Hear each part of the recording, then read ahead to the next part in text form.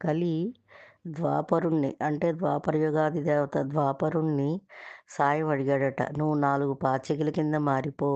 నీతో నాకు పనుంది" అని అడిగాడట. సరే అని ద్వాపరుడు సాయం చేస్తానన్నాడట. అప్పుడు ద్వాపరుడు పాచికల కింద మారిపోయాడట. ఆ పాచికలు పట్టుకుని కలి ఒక బ్రాహ్మణ వేషం వేసుకుని పుష్కరుడి దగ్గరికి వెళ్ళి, "ఇదివరకు నువ్వు మీ అన్నయ్యతో యుద్ధం చేశావు కదా! ఇప్పుడు యుద్ధానికి కాకుండా జూదం ఆడదాం రమ్మని కేకేయి. అప్పుడు వస్తాడు. అప్పుడు ఓడిద్దాం" అని చెప్పాడు.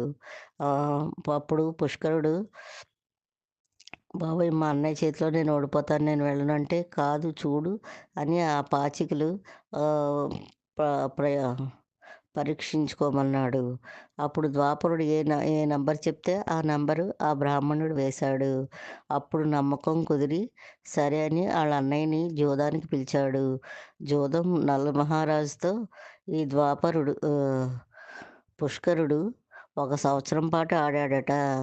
అంటే పుష్కరుడి బదులు ఆ బ్రాహ్మణుడి చేత వేయించాడు పాచికలు. అలా ఒప్పుకున్నాడు నలుడు.